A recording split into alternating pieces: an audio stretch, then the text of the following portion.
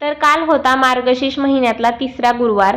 मागच्या वर्षी दक्ष माझ्या पोटात होता आणि त्यामुळे ना मी खिचडी खाऊन उपवास केला होता। खरं तर या उपवासाला फक्त फळं किंवा मग काहीतरी गोड खातात। लग्नाच्या आधीपासून मी उपवास करते, पण तेव्हापासून ना मी संध्याकाळीच पूजा मांडली की लगेच कथा वाचन आणि नैवेद्य, मग आपण उपवास सोडायचा असं।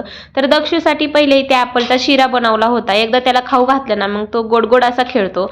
आज ना सिंपलच असा जेवणाचा प्लॅन होता, वांग्याची भाजी, चपाती आणि गोडामध्ये थोडासा शिरा करूया म्हटलं। आता स्वयंपाक तर बाकी रेडी होता, फक्त शिरा करायचा बाकी होता। तोपर्यंत शौर्यला मी फुलं आणि माझा घसा दुखत होता म्हणून थोडेसे अडुळशाचे पानं सांगितले होते। आता मी फुलं घ्यायला दरवाजात गेले तर दक्षू इतका रडायला लागला जसं त्याला कोणी हाणले। डोळ्यामध्ये इतके पटकन पाणी येतं ना त्याच्या, असं वाटतं किती लाड करू आणि किती नको याचे। मग त्याला घेऊन ना थोडीशी रांगोळी काढली। आता देवारा तर मी वरतीच घेतलाय, पण पूजा करायची असेल ना तर मग ती खालीच बरे पडते, म्हणून इथे छोटीशी रांगोळी काढली, त्याला झोपी लावलं आणि त्यानंतर ना पूजा करायला घेतली। कारण कथेचं वाचन करायला मग त्याने मध्ये मध्ये केलं असतं म्हणून त्याला आधी जेव घालून झोपी लावलं। मग मस्त पूजा केली, अगरबत्ती लावली, तुळशीला सुद्धा अगरबत्ती लावली आणि मी ह्या वेळी ना सिंपलच अशी पूजा केली होती। म्हणजे मी दरवेळी अशीच पूजा करते, फक्त कलशाला ना नथ वगैरे पहिले असायची, पण ते काय मला शोधलंच नाही। मागच्या 2 गुरुवारी मी खूप शोधलं होतं पण ते काय शोधलंच नाही, म्हटलं आता पाहू नंतर। कथेचं वाचन झालं आणि तोपर्यंत दक्षू उठला। मग दोन्ही लेकरांना पाया पाडलं, मग दक्षूला शौर्यकडे दिलं आणि मग मी शिरा बनवायला घेतला, कारण फक्त शिराच बाकी होता। म्हटलं डायरेक्ट नैवेद्याच्या वेळी कथेचं वाचन झालं की मग बनवेन।